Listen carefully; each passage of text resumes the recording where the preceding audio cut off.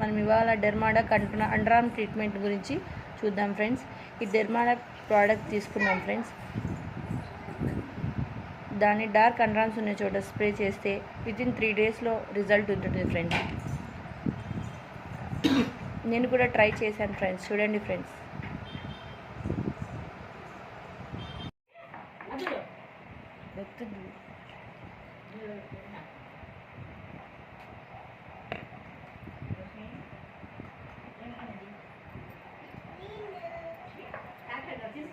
ఈ విధంగా డ్రై అయిన తర్వాత